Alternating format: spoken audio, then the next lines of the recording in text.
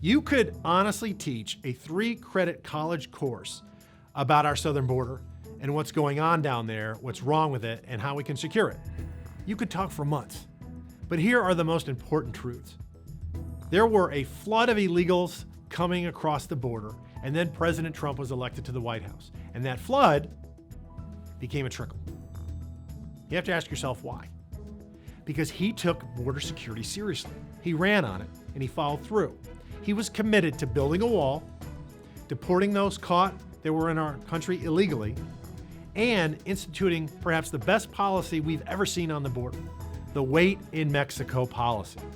When anyone shows up at our doorstep claiming asylum, he negotiated with Mexico where these folks would wait in that country and not ours until their asylum claims were adjudicated. And let's be frank here. Nearly everyone coming across our border illegally is not a political refugee. They're an economic refugee. In fact, 160 countries have been represented by folks that were illegally crossing in recent history. And President Trump's policies worked. The flood of illegals was reduced to a trickle. And then Joe Biden took office. We now, for the last year, have not had a border crisis. We have had a border catastrophe. And it's compliments to one guy, Joe Biden. He immediately halted all of President Trump's policies that were working and authorized a de facto open border. Wait in Mexico turned into catch and release. Border wall construction stopped on a dime, even though the workers were there building the wall and all the materials were on hand and paid for by us, the American taxpayer. He also put a moratorium on deportations. And shockingly, what was the result? The trickle once again raged into a flood. But not just any flood. Now, this one is historic. Now, at no time in our history have we ever suffered 160,000 or more illegals crossing monthly. But we have now for 9 straight months. And it wasn't until Joe Biden took office.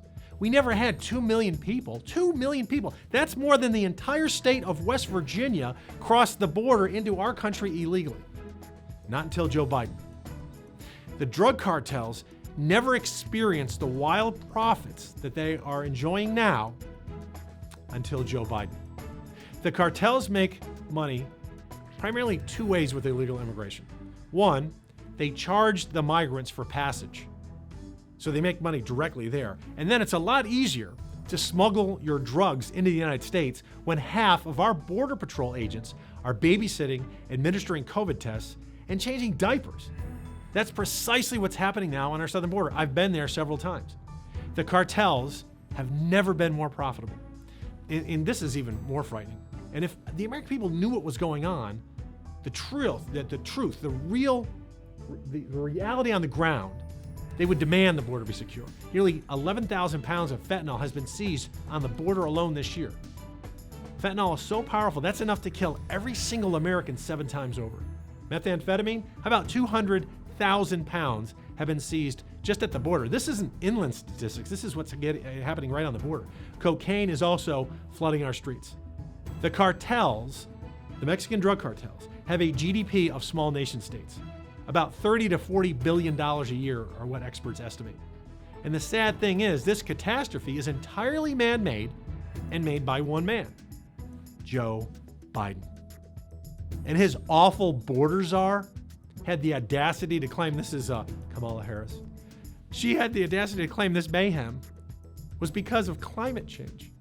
Climate change. Well, Ms. Harris, you got one thing right. It was climate change. It was the climate that changed at 1600 Pennsylvania Avenue when your boss moved in last January. It's disgusting, it's a catastrophe, and we have to secure the border because, ladies and gentlemen, if you're not safe, then you're not free.